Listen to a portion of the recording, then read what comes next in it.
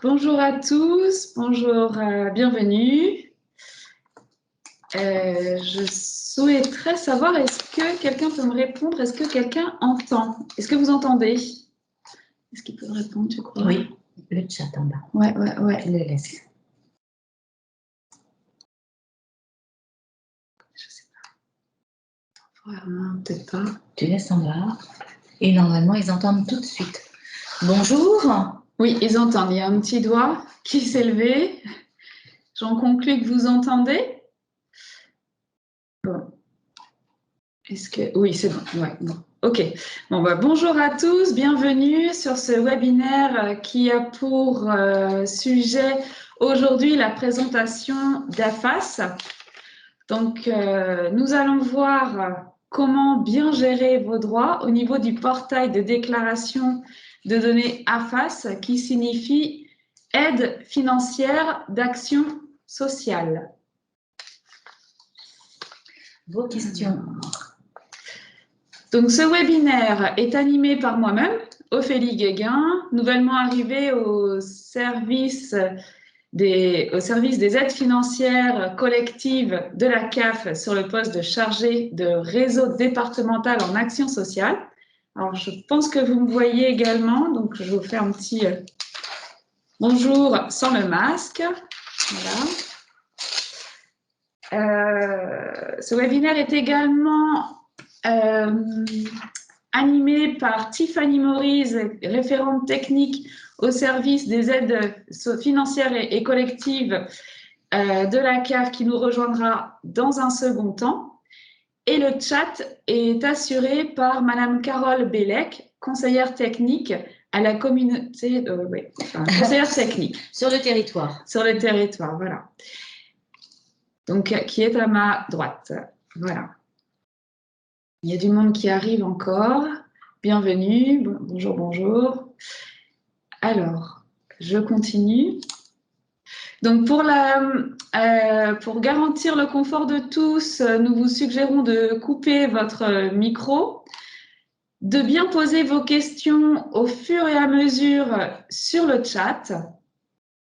Nous y répondrons à la fin de cette présentation.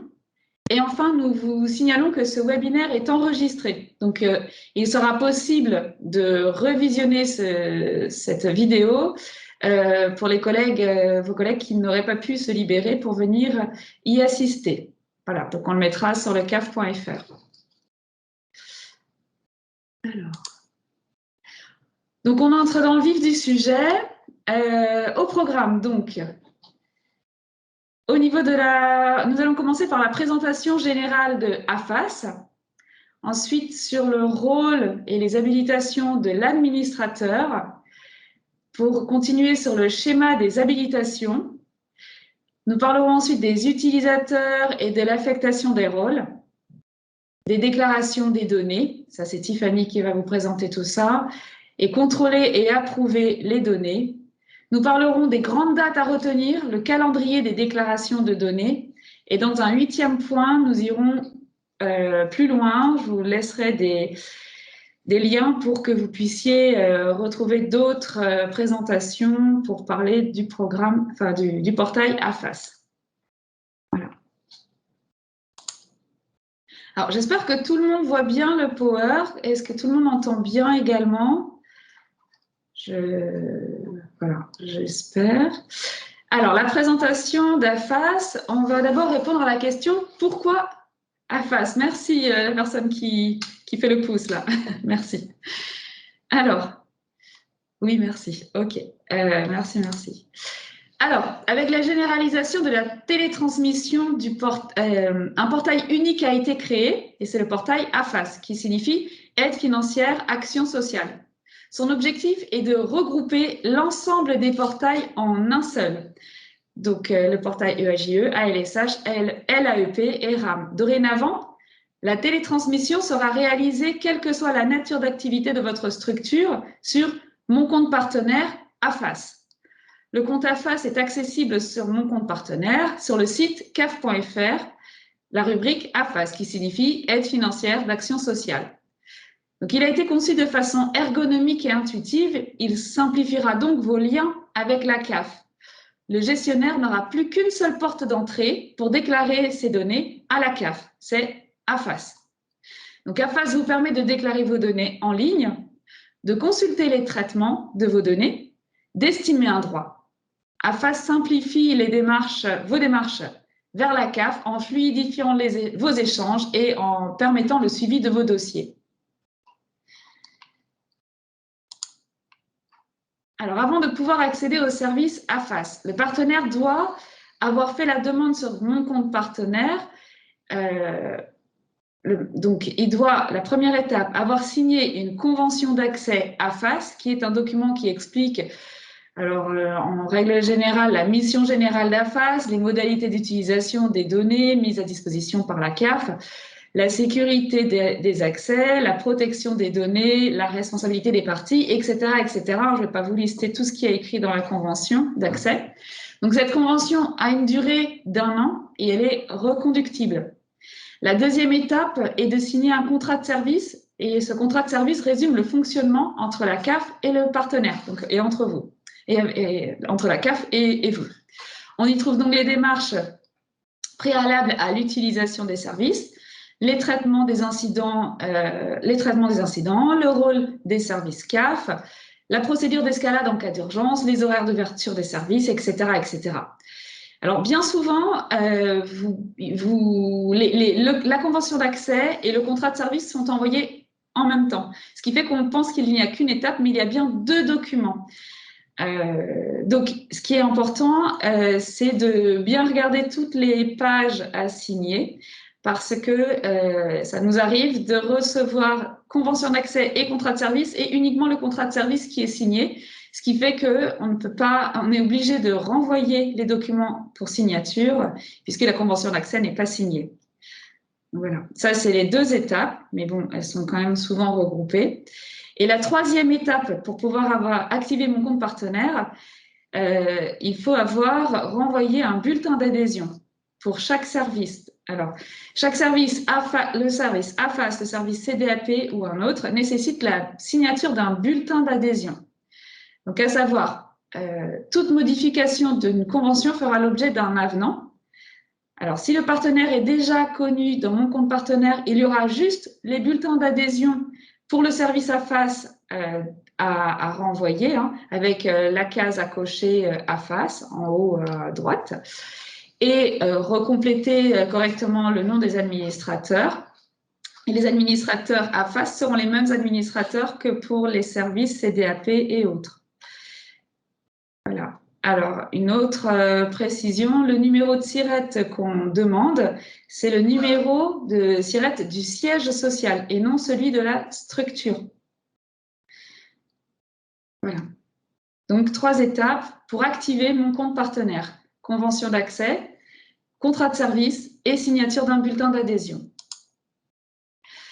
Ensuite, le b.a.-ba, pour se connecter. Alors, ça va peut-être vous sembler simple, mais c'est important de le rappeler. Bon, pour se connecter au service AFAS, il faut aller sur le site caf.fr, hein, cliquer sur la rubrique en haut à gauche, partenaire. Donc là, je vous ai mis la petite image partenaire, là. Puis, vous devez cliquer sur la poignée de main verte en haut à droite. Ensuite, vous êtes renvoyé à l'accès sécurisé, à votre accès sécurisé qui nécessite du coup que vous rentriez votre identifiant ainsi que votre mot de passe. Alors, à savoir, votre mot de passe n'est valable que 24 heures. Donc, c'est important que vous l'activiez rapidement, c'est-à-dire si par exemple vous faites la démarche le vendredi soir et que finalement vous n'allez que sur mon compte partenaire que le lundi matin, votre mot de passe ne pourra plus être le même. Enfin, il sera pas actif, quoi. Donc, votre mot de passe délivré la première fois avec 24 heures, il ne faut pas tarder à l'utiliser. D'autre part, nous vous conseillons de ne pas enregistrer votre mot de passe sur Internet. Cela pourrait complexifier les reconnexions à venir. Pour les structures qui migrent de l'ancien portail EAJE sur AFAS, elles auront toutes un nouveau mot de passe à activer. Alors ensuite, pour se déconnecter, nous vous rappelons qu'il est important pour des questions de confidentialité, mais également des questions de reconnexion ultérieure, de bien se déconnecter à la fin de chaque utilisation du service. Donc, se déconnecter avec le bouton rouge que vous voyez là, de déconnexion. Alors, nous allons passer à la présentation de l'administrateur. Donc, lors de votre conventionnement à mon compte partenaire, un ou des administrateurs sont nommés par les gestionnaires du partenaire. Ces administrateurs doivent être choisis avec attention pour plusieurs raisons. D'une part, l'administrateur joue le rôle d'administrateur pour AFAS pour tous les types d'équipements, quelle que soit la nature de l'activité, EAJE, ALSH, etc. Étant donné qu'AFAS regroupe plusieurs possibilités de déclaration. D'autre part, une demande de changement d'administrateur entraînerait la rédaction d'un avenant. Donc, vous pouvez retrouver le nom des administrateurs de vos équipements sur les conventions signées entre votre structure et la CAF. Donc, quand vous vous appelez pour demander qui est l'administrateur, souvent, vous pourriez retrouver le nom sur les conventions que vous devez avoir. Alors, le rôle de la CAF 44 se limite à deux choses. Créer le premier accès à mon compte partenaire AFAS. Les partenaires sont contactés par un mail provenant de mon compte partenaire. Et ensuite, le rôle de la CAF se limite à modifier le nom des administrateurs et les numéros de sirène au besoin. Donc, les partenaires doivent alors envoyer leur demande dans la boîte mail, mon compte partenaire, et pour toutes ces demandes de modification. Donc là, c'est bien important de retenir ça. Le rôle de la CAF se limite à créer le premier accès à mon compte partenaire et modifier le nom des administrateurs. L'administrateur, lui, est responsable de la création et de la suppression des utilisateurs. C'est lui qui attribue les habilitations. Donc, on va voir ça plus précisément. Alors, voilà le rôle de l'administrateur. Nous allons voir plus précisément son rôle.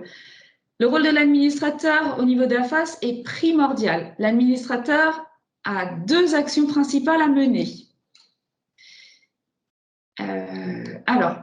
L'administrateur à l'ouverture du service AFAS et à la mise en place du service AFAS, l'administrateur doit créer les utilisateurs, puis ensuite rattacher ces utilisateurs au groupe AFAS déclaré.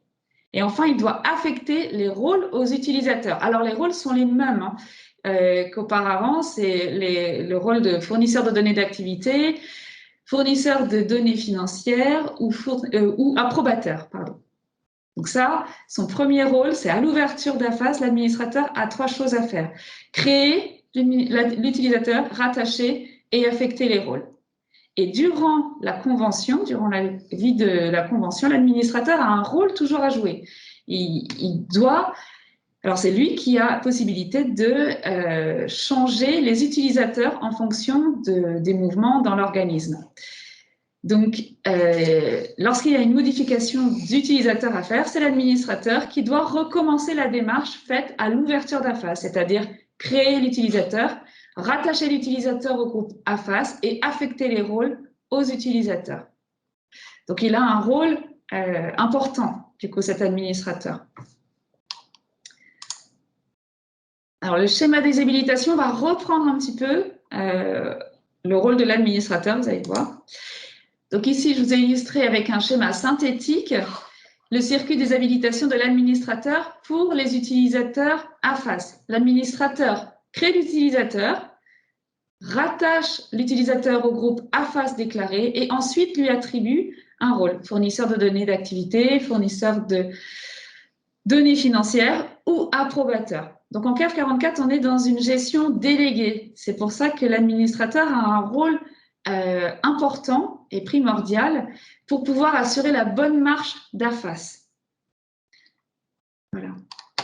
Ensuite, on passe au rôle des utilisateurs. Donc, les utilisateurs sont dûment habilités par l'administrateur, je pense que vous l'avez entendu, pour déclarer et approuver les données. Ils reçoivent un mot de passe personnel attribué directement par l'application.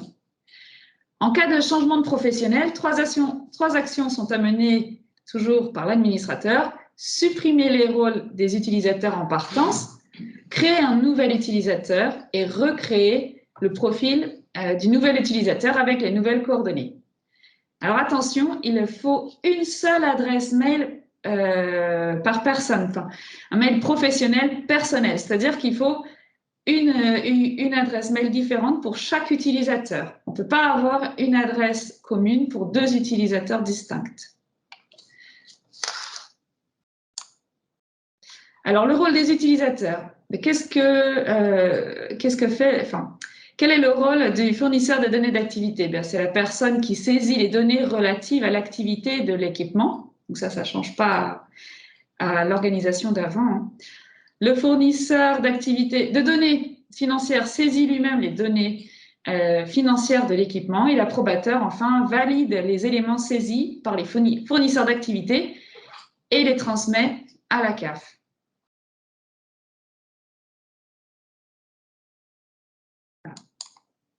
Alors, à savoir, une personne peut se voir attribuer de 1 à 3 rôles. Les rôles sont fournisseur de données d'activité, fournisseur de données financières et approbateur.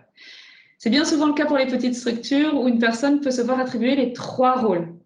C'est une seule et même personne qui fait tous les rôles. Fournisseur d'activité, fournisseur de données financières et approbateur. Alors, le fournisseur de données d'activité peut être attribué à 2 personnes distinctes. C'est même conseillé fortement qu'il soit attribué à 2 personnes distinctes. En cas d'absence, c'est plus simple du coup de pouvoir compter sur quelqu'un qui puisse déclarer les données d'activité. Même chose pour le fournisseur de données financières qui peut être attribué à 2 personnes. Par contre, le rôle de l'approbateur, lui, ne peut être attribué qu'à une seule et même personne. Comme on a déjà 2 questions qui concernent l'administrateur, on pourrait peut-être y répondre. Oui. La première qui demande, c'est bien la CAF qui envoie un mail pour créer le compte AFAS. Et je pense que ça fait peut-être référence à 2 cas de figure. Le gestionnaire qui a différents types d'équipements, qui a déjà par exemple un ALSH, et auquel cas tu avais expliqué la procédure au démarrage. Et peut-être le gestionnaire qui n'a que le AGE qui va migrer sous AFAS. Ouais, je veux bien. Alors, répondre, ouais. donc, bonjour, c'est madame. Attendez, bonjour, excusez-moi. Tiffany nous a rejoint. Alors, oui, c'est bon. Bonjour. Pour la création sur mon compte partenaire AFAS, pour les EAGE, à l'heure actuelle, vous avez 2 types de situations. Il va y avoir un EAGE qui a déjà un gestionnaire chez nous connu avec d'autres équipements. Donc, dans ce cas-là, donc d'autres équipements, ça veut dire des équipements qui sont dans mon compte partenaire AFAS, un ALSH, un AEP, un RAM. Donc, dans ce cas-là, nous avons procédé à la migration sur mon compte partenaire AFAS. Donc, dans ce cas-là, nous n'avons pas eu besoin de vous créer. Et il y a le cas où le gestionnaire EAGE n'a aucun autre équipement dans mon compte partenaire AFAS, ni un ALSH, ni un RAM, ni un ALEP. Donc là, vous avez dû avoir un message de mon compte partenaire pour justement vous créer dans mon compte partenaire AFAS. Ou peut-être un message de Madame Marina Guillard ou d'Ophélie. Donc, ce qui s'est passé, c'est qu'on vous a envoyé un mail de la boîte de mon compte partenaire AFAS pour justement vous envoyer des documents qui nous a permis de faire votre création dans mon compte partenaire AFAS et de pouvoir justement nommer cet administrateur. Quand vous allez au Folie, l'administrateur, c'est vraiment le rôle primordial qui va vraiment permettre l'accès aux utilisateurs. Et du coup, la deuxième question, c'est est-ce qu'un administrateur peut être utilisateur? Le cas de figure, par exemple, est-ce que l'administrateur peut avoir de 1 aux 3 rôles? Oui, un administrateur. Mais pas conseiller. Alors, il y a des petits. En AGE, il y a peut-être des petites structures, mais nous, c'est déjà arrivé sur d'autres équipements qu'un administrateur soit fournisseur de données d'activité, fournisseur de données financières et approbateur. Sur des petites structures, c'est déjà arrivé. Après, c'est bien d'avoir sur les fournisseurs de données d'activité et financières une deuxième personne, parce qu'au cas où, comme la diophilie, si quelqu'un est malade ou s'il y a un arrêt, ça permet de saisir les données, mais il n'y a aucun souci. Un administrateur peut avoir les 3 rôles. Un administrateur peut soit être administrateur et là il sert juste à créer et à saisir ses utilisateurs ou à changer leurs adresses mail ou à les clôturer, mais il peut aussi avoir le rôle de fournisseur de données, d'activités financières et approbateur. Et dans ce cas-là, il doit aller lui-même se déclarer sur ces rôles-là. Il fait lui-même, en tant qu'administrateur, il va se déclarer sur ces rôles. Et je pense que sur la dernière question qui réagit en direct, qui est de dire qu'aujourd'hui, on ne peut pas être approbateur de données financières ou d'activités sur plusieurs structures, je pense que si, mais c'est ce qu'on évite, enfin, ce qu'on conseille d'éviter. On peut être... Alors, attention, ça dépend si on parle d'administrateur ou d'approbateur. L'approbateur, c'est la personne qui va transmettre la déclaration à la CAF. Et l'administrateur, s'il n'est pas approbateur, l'administrateur est juste là pour renseigner les utilisateurs, pour que les utilisateurs puissent aller déclarer. Donc, un approbateur peut être, si on a le même gestionnaire avec plusieurs structures, l'approbateur peut être sur toutes les structures du même gestionnaire. Et il peut fournir, enfin, une personne peut fournir des données d'activité et des données financières pour plusieurs équipements. Sur le même gestionnaire. Sur le même gestionnaire. Voilà. Au départ, l'administrateur, sur le gestionnaire, va aller créer les utilisateurs. Les utilisateurs, ils sont créés sur le gestionnaire. Après, c'est lui, quand il va rapatrier, quand il va aller mettre les rôles de ses utilisateurs, dans l'onglet administration des profils, il va aller choisir sur quel équipement il va aller mettre ses utilisateurs. Par exemple, il va être Monsieur Robert, il va être fournisseur de données d'activité sur la structure A, et puis il va être aussi sur la structure B. Et puis Monsieur Jean, il va être approbateur sur la structure A, sur la structure B. C'est lui qui va choisir sur quelle structure il va y être. Tant qu'au départ, tout au départ, il y a un tableau avec des utilisateurs. Tout au départ, il a créé ses utilisateurs. Il peut en créer au maximum 50. C'est bon. Ouais. Est-ce que ça a bien répondu? Oui. Après, on pourra prendre à la fin. Revenir sur d'autres questions. Si vraiment ce n'est pas suffisamment clair, n'hésitez pas à le mettre dans le chat, à repréciser. On va passer maintenant à la partie déclarer ces données. Et là, je passe la main du coup à Tiffany. Alors, là, donc, la partie déclarer ces données. Donc, surtout, je veux vous rassurer, c'est que avant, vous alliez dans le portail EAJE. À l'heure actuelle, vous allez aller dans mon compte partenaire AFAS, mais c'est le même principe. C'est les mêmes données à saisir. Il y a toujours ce fournisseur d'activité que vous aviez avant dans le portail EAJE qui va saisir les mêmes données au même endroit. Le fournisseur de données financières, pareil. Et l'approbateur va faire la même chose. Donc, il n'y a rien qui va changer. Il va y avoir des contrôles de cohérence comme le portail EAJE, mais c'est le même principe. Donc, quand vous allez dans mon compte partenaire AFAS, vous allez aller rechercher votre déclaration. Et à partir de ce moment-là, vous aurez un petit bouton, comme vous voyez ici avec 3 petits points, où vous allez pouvoir accéder à votre déclaration. C'est bon ? Alors, c'est vrai que dans mon compte partenaire AFAS, vous allez pouvoir avoir différents statuts de votre déclaration. Donc, vous allez pouvoir avoir un statut où vous aurez des crayons. Les crayons veut dire que votre déclaration, elle est à saisir, elle est en cours, mais surtout qu'elle n'est pas validée. Quand elle sera validée, il y aura un petit V qui va se mettre à la place du crayon. À partir du moment donné où votre déclaration est validée en tant que fournisseur de données d'activité et fournisseur de données financières, elle va tout de suite vers l'approbateur. Tant qu'elle n'est pas validée, elle ne va pas vers l'approbateur. Il y a aussi un état annulé cas, ça c'est de notre côté, lorsque on l'annule. Alors, ça peut arriver l'année dernière parce qu'on a dû mettre à jour des taux de régime général, donc on l'a annulé, mais on a ressaisi la déclaration, ressaisi votre déclaration. Vous voyez que c'est un état annulé, mais ça ne veut pas dire qu'on l'a annulé. On a pu ressaisir votre déclaration. Ensuite, vous avez un état... alors, vous avez un état aussi sans suite. Alors, on va aller sur la diapo prochaine. C'est bon. Alors, attendez un petit instant. Vous avez aussi un état refusé. C'est cet état-là que je voudrais vous parler. Vous avez un état refusé. En arrière. En arrière. Oui. Donc, sur l'état refusé, vous pouvez voir un état refusé de la CAF. L'état refusé de la CAF, c'est quand nous, on vous a renvoyé la déclaration.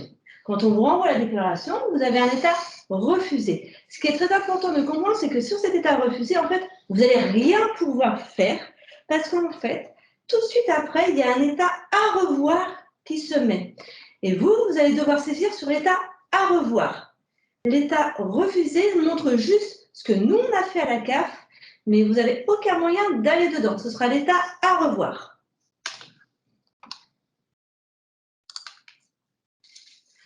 Alors, il y a, comme dans le portail EGE, dans mon compte partenaire AFAS, il y a des alertes. Et il y a une nouvelle alerte sur le budget qui va être déséquilibré. Si votre budget est déséquilibré, vous allez avoir une alerte qui va vous dire que votre budget est déséquilibré. Il faudra l'équilibrer. Parce que pour un budget, il faut absolument que le budget soit équilibré.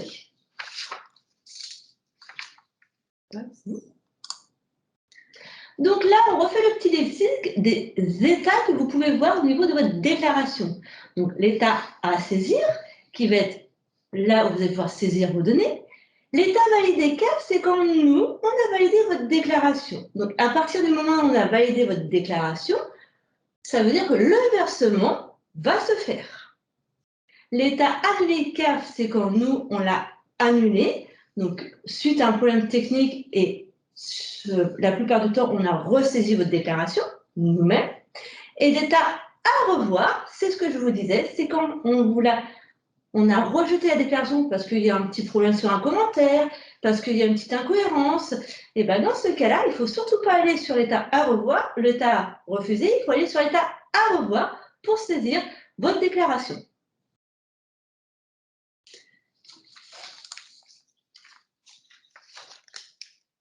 Est-ce que sur cette partie-là, il y a des petites questions? Donc, une question qui était de dire au niveau des administrateurs, approbateurs et fournisseurs de données, c'est à la fois, ça peut être sur des équipements ESGE et des équipements enfance type ALSH. Alors, c'est la partie très importante de comprendre qu'un administrateur, il va sur tous les équipements. C'est-à-dire, si demain, vous avez des centres sociaux qui arrivent dans mon compte partenaire AFAS et vous, en tant que gestionnaire, vous avez des centres sociaux, l'administrateur va devoir créer ses utilisateurs et va devoir créer leur rôle sur les centres sociaux. Donc, l'administrateur qui est nommé de départ, il est sur l'ensemble des équipements qui va arriver dans mon compte partenaire AFAS. Et un fournisseur de données ainsi qu'un approbateur peut aller sur tous ces équipements aussi. Tout à fait, mais par contre, ce sera l'administrateur de l'identifier et de décider. Ok. Donc, contrôler les données. Là, c'est au niveau de c'est au niveau des contrôles. C'est-à-dire que quand vous allez saisir vos données d'activité ou financière, c'est comme avant, vous allez avoir des contrôles qui vont se générer. Soit le système va vous demander de justifier ces contrôles, soit le système va vous dire tout va bien, il n'y a aucun contrôle, et là, vous allez faire valider et passer à l'étape suivante.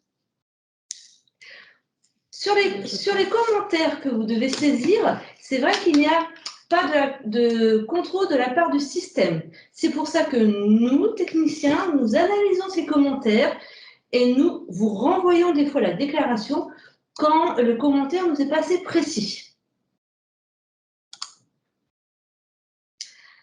Alors là, c'est pour vous expliquer que suivant les contrôles, il y a des natures différentes suivant des contrôles et des actions à mener. Donc, chaque déclaration a un petit pop-in qui va arriver pour justement informer de ces contrôles. Et l'approbateur aussi va avoir un petit pop-in qui va arriver pour l'informer qu'il y a eu des contrôles à justifier.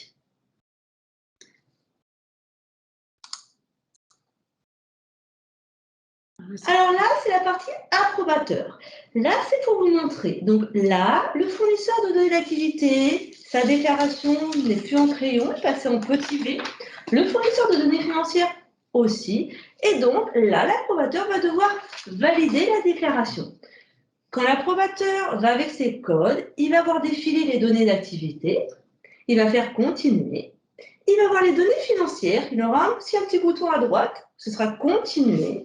Et là, il va arriver à cette dernière page écran que vous voyez, où il aura un petit rectangle blanc où il pourra mettre les commentaires. Voilà. Il aura une petite case à cocher où ce sera marqué en tant qu'approbateur, je valide la déclaration. Et ensuite, il pourra valider la déclaration. Donc, on va voir la diapo suivante. Donc, l'approbateur. Alors, l'approbateur, il a un rôle de contrôler la déclaration. Donc, comme je vous le disais, l'approbateur, il va voir les données d'activité et il va voir les données financières. Avant de nous la transmettre, il pourrait se trouver qu'il trouverait étonnant certaines données. Donc, il peut renvoyer la déclaration à son fournisseur de données d'activité ou à son fournisseur de données financières en cliquant sur un petit bouton qui est renvoyé pour modification. Ce bouton est à chaque niveau de déclaration. On a une sur les données d'activité et une sur les données financières. Mais il n'est qu'au niveau de l'approbateur. Imaginons, vous êtes fournisseur de données d'activité, votre déclaration est validée. Vous vous dites, mince, j'ai oublié quelque chose. Dans ce cas-là, il va falloir que vous alertiez votre approbateur pour qu'il vous redonne la main en cliquant sur ce petit bouton. En tant que fournisseur de données d'activité et financière, vous ne pouvez pas vous-même vous redonner la main.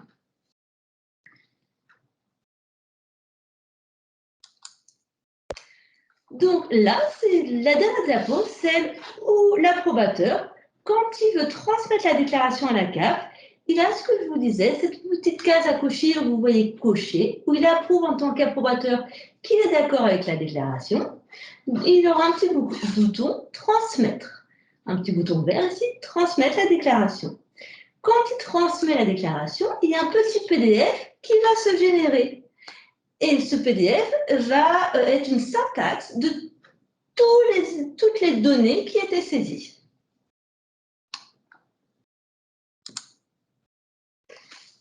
Alors, il y a une autre petite diapo et c'est au sujet du rejet.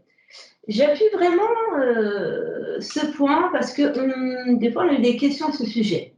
Quand la déclaration revient, que nous, on l'analyse et qu'on vous la renvoie, elle arrive du côté de l'approbateur.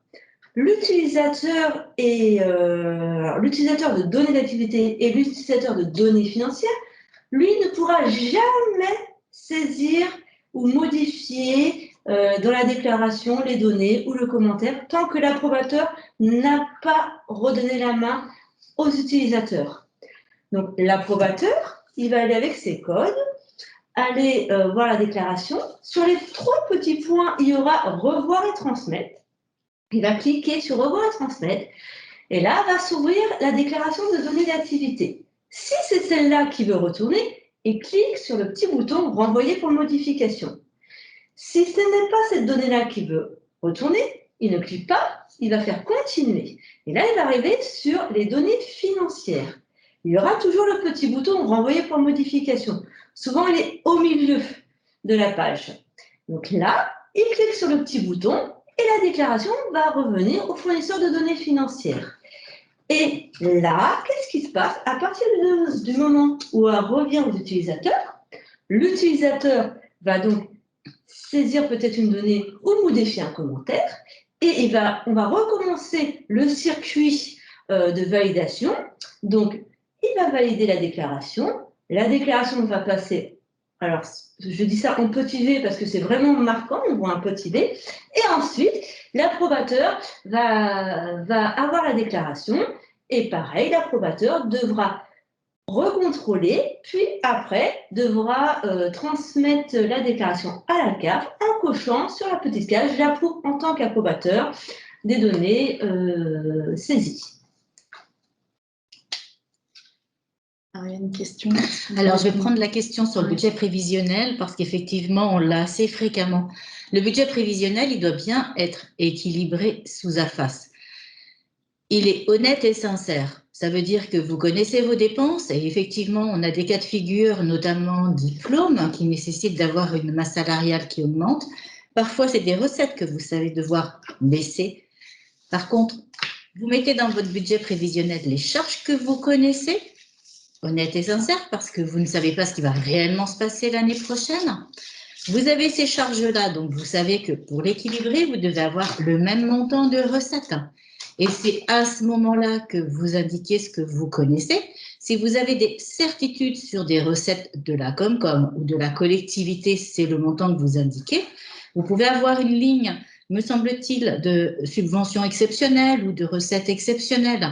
Là, vous pouvez indiquer ce qui vous ferait défaut par rapport aux subventions. Et ensuite, c'est le conseiller technique de territoire qu'il faut interpeller. Parce que c'est avec lui que vous pourrez en échanger et puis éventuellement et surtout organiser un comité des financeurs, par exemple, pour indiquer, voilà, on connaît nos charges, on sait qu'on ne va pas pouvoir tenir l'année.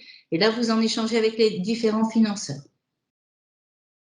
Sur l'autre question, la liste, quand les déclarations repartent et reviennent, je sais que même nous, conseillers techniques, des fois, quand on va voir, mais ça, c'est pas entre nos mains. Alors, attendez, les déclarations rejetées, etc., ne sont pas supprimées quand la déclaration a été finalement validée. Cela simplifierait car au bout de quelques temps, il est très difficile de s'y retrouver. Non, c'est vrai que même nous, parce que nous aussi, on voit tout. Vous voyez tous les états où on vous renvoie, où on a eu les déclarations, et nous aussi, on voit la même chose. Mais non, c'est pour ça que des fois, on pense qu'il faut aller sur la déclaration refusée au lieu d'aller sur celle à revoir. Mais de notre côté, c'est pareil. On voit toutes les étapes de va-et-vient. Et on ne peut pas supprimer? Non. Ce n'est pas à notre main, du coup. OK. Alors là, on va passer au calendrier des déclarations de données. Donc ici, ce sont les grandes dates au cours de l'année qui sont à bien retenir et des dates qui reviennent tous les ans. Donc, je vous ai fait un tableau récapitulatif, un calendrier idéal des déclarations de données à renvoyer à la CAF au cours d'une année civile. Donc, nous appelons les prévisionnels de l'année à venir en décembre de l'année d'avant ou voire début janvier de l'année N. Donc là, pour un exemple, on demande les prévisionnels en décembre 2022 pour l'année 2023. Bon, on sait que cette année, ça a été un peu décalé, donc on les a demandés en fin janvier finalement, le 24 janvier pour l'année 2022. Donc c'est bien un calendrier idéal, voilà. Alors, nous vous laissons un délai à peu près de 3 semaines pour répondre aux demandes de déclaration. En cas de non-réponse de votre part, nous vous relançons au bout d'une semaine. Nous vous relançons d'abord par mail, puis au bout d'une semaine passée, si toujours pas de réponse, nous commençons à vous relancer par téléphone. En février, nous vous versons le premier acompte. Et en février également, nous vous demandons de nous déclarer les données réelles de l'année passée. Donc, par exemple, en février 2022, nous allons vous demander de déclarer vos données réelles de janvier 2021 à décembre 2021. Puis en juin, nous vous versons le deuxième acompte. En juin également, nous vous demandons de nous renvoyer les données actualisées de l'année en cours. Par exemple, en juin 2022, nous allons vous demander les données réelles de janvier 2022 à juin 2022 et d'actualiser également vos données vos prévisionnels de juin 2022 à décembre 2022. En septembre, même exercice qu'en juin. Et en novembre, pour certains EAJE, ils ont déjà expérimenté ça cette année, pas tous, mais alors ça devrait se généraliser. En novembre également, nous allons vous demander les données réelles, les données actualisées, pardon, pour les données réelles de la période de janvier à novembre 2022. Donc là, pour l'année en cours. Si on continue notre exemple, donc oui. Enfin, en décembre,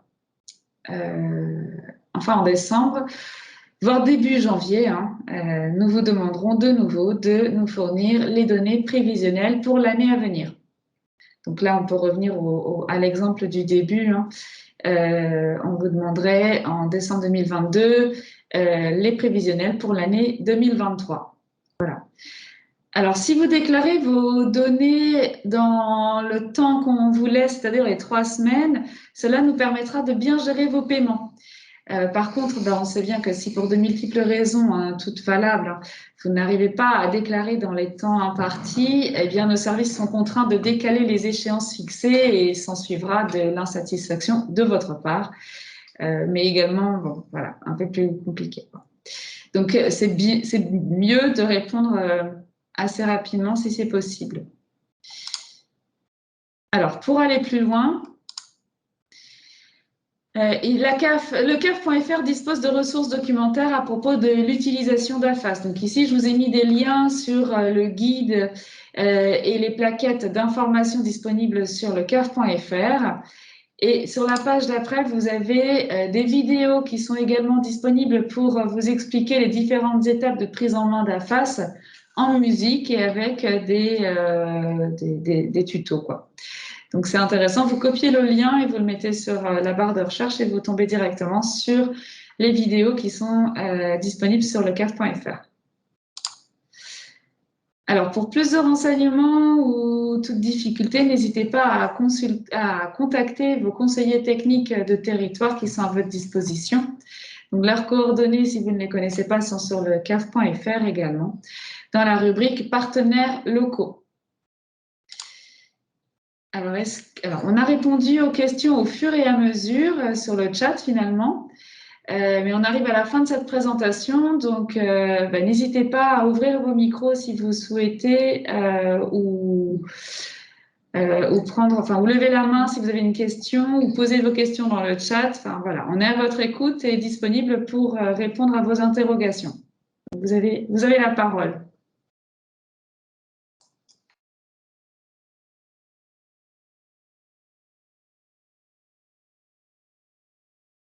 Si éventuellement vos questions viennent plus tard, oui, envoyez-les au conseiller technique. Il les transférera aux personnes compétentes. Oui. Avec 43, on laisse quand même un peu le temps de répondre.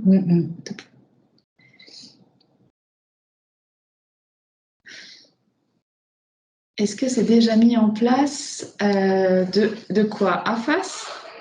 C'est ça? J'imagine? Oui, les migrations AGE sont en cours et normalement, vos déclarations, vous devez les faire dans maintenant mon compte partenaire AFAS.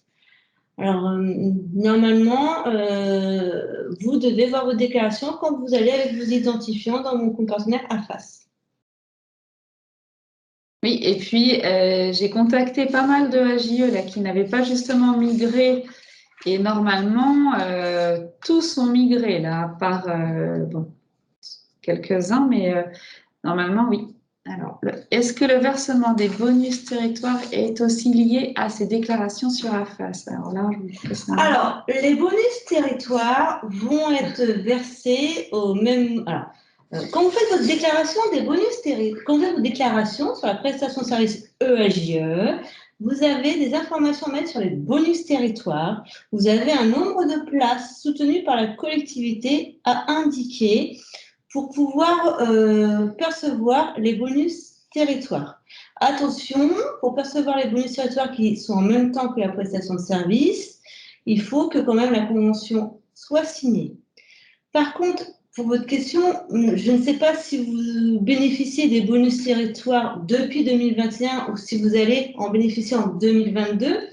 Donc, si vous allez en bénéficier en 2022, pour l'instant, votre convention, c'est une convention, on va dire, sans bonus territoire. Donc là, nous, cette année, on va procéder au conventionnement des équipements qui vont bénéficier du bonus territoire.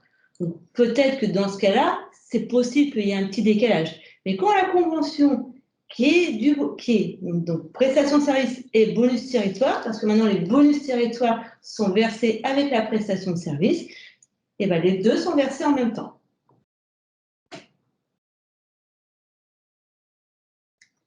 Après, pour votre question, si vous voulez savoir si vous bénéficiez ou pas du bonus territoire l'année dernière ou cette année, là, il faut contacter votre conseiller technique qui vous dira où vous en êtes au niveau de vos bonus territoires.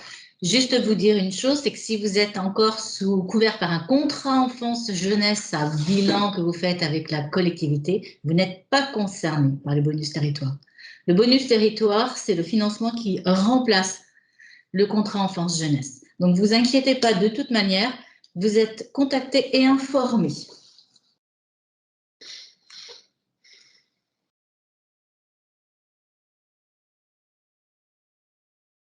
Est-ce qu'il y aurait d'autres questions?